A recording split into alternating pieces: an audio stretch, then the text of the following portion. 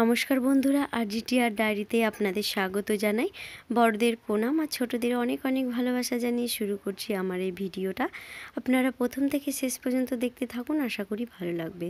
তো আমি অনেক কদিন ভিডিও দিতে পারিনি, কারণ আমার মা একটু অসুস্থ ছিল, সেই কারণে আমার দেওয়া হয়নি। আর প্রচণ্ড শীত পড়েছে, এটাও একটা বড় ব্যাপার। তো মা অসুস্থ ছিল অনেক কদিনই।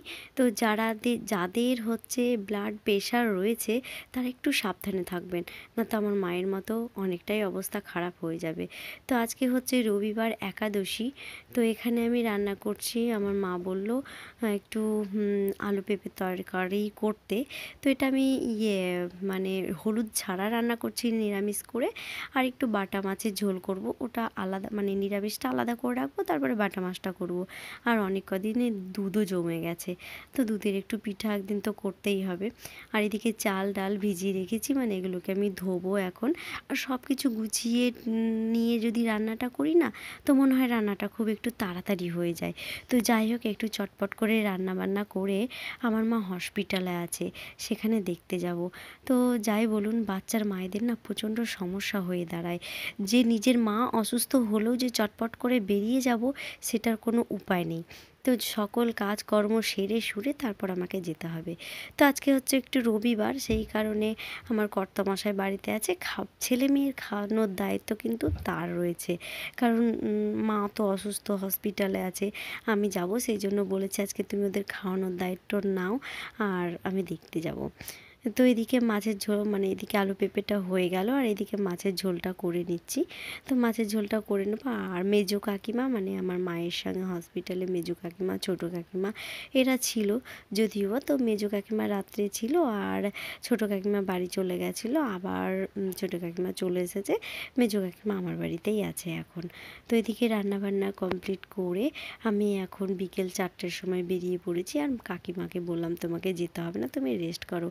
এটা হচ্ছে আমাদের মেডিকেল হসপিটাল বহরমপুর, মানে বহরমপুরে। এটা মুর্শিদাবাদের একটাই মেডিকেল হসপিটাল, বড় নাম করা। যাই হোক, এখানেই যা চিকিৎসা ব্যবস্থা, তো আমার বাড়ি থেকে প্রায় 7 মিনিট। তো এই হসপিটালে চলে এসেছি। আর চারিপাশে এই তো গাছ টাছ, মানে এমনি আশেপাশের পরিবেশটা যাই হোক খুব সুন্দর। আর এইদিকে আমি ঢুকেও গেছি। তো আজকে রবিবার, আর এখন বিকেল 4টে বেজে গেছে বলে একটু ফাঁকা ফাঁকা। আর এই তো লিফট দিয়ে উঠে গেলাম, আর এই 5তলা বিল্ডিংয়ে রয়েছে আমার মা। তো এখানে হচ্ছে কি আমার ছোটো কাকিমা এটা, আর এটা হচ্ছে মা। তো অসুখটা হয়েছিল কি ব্লাড প্রেশার, তো প্রেশারটা অনেকটাই হাই হয়ে গেছিলো, আর 2 দিন প্রেশারের ওষুধটা খেয়েছিল না, সেই কারণে মানে নাক দিয়ে মুখ দিয়ে ব্লিডিং হচ্ছিল। দিয়ে তো ওখানকার স্থানীয় ডাক্তাররা তো আর সেই রকম না, দিয়ে তাদেরকে দেখানো হয়েছিল। তো তারপরে আমি বাড়িতে ফোন করি, যাই হোক, তো বললাম যে কি হসপিটালে নিয়ে চলে আসো। তো এখানে ভর্তি করলো। তো কিছুক্ষণ অনেকক্ষণ সময় কাটিয়ে দিলাম, 4টে থেকে প্রায় 6টা পর্যন্ত মায়ের সঙ্গে সময় কাটানোর পরে এই যে আমি আবার ব্যাক করে চলে এসেছি রাস্তায়। আর ছেলে মেয়ে দুটো তো বাড়িতে রয়েছে, সেই জন্য চলে এলাম। আজকে রাত্রে ছোটোখাটো থাকবে।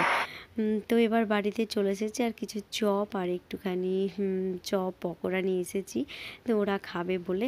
তো পকোড়া খেতে খুব সুন্দর হয়, তো কিন্তু কী করেছে বলুন তো, পকোড়াটা করেছে না পালং শাকের পকোড়া, সেই জন্য অতটাও ভালো লাগেনি। চপটা দিয়েই সবাই খেলো। যাই হোক, আর এদিকে দুধ গরম, আর এদিকে জল গরম হয়ে গেছে, দুধটা দিয়ে দেবো ছেলে মেয়েদেরকে। এবার আমি চা খেয়ে নেব। তো বন্ধুরা, আজকের মতো ভিডিওটা এই পর্যন্তই। তোমরা সুস্থ থেকো, ভালো থেকো, সাবধানে থেকো। রাত্রে আবার রান্নাবান্না কিছু হবে, দেখি কী করি। আজকের জন্য টাটা, বাই বাই। আবার দেখা হবে পরের কোনো ভিডিওর সাথে। টাটা। তো টাটা বলেও গল্প ফুরোয় না, গল্প রয়েই যায়। তো দেখো আমার ঘরের কি অবস্থা, দেখি এখন 8টা বেজে গেছে, কখন ঘরটা কমপ্লিট করে মানে উঠতে পারি। আর একটা তো টেনশন মানে মাথায়, সেই জন্য আর কাজ কমপ্লিট হচ্ছে না। তার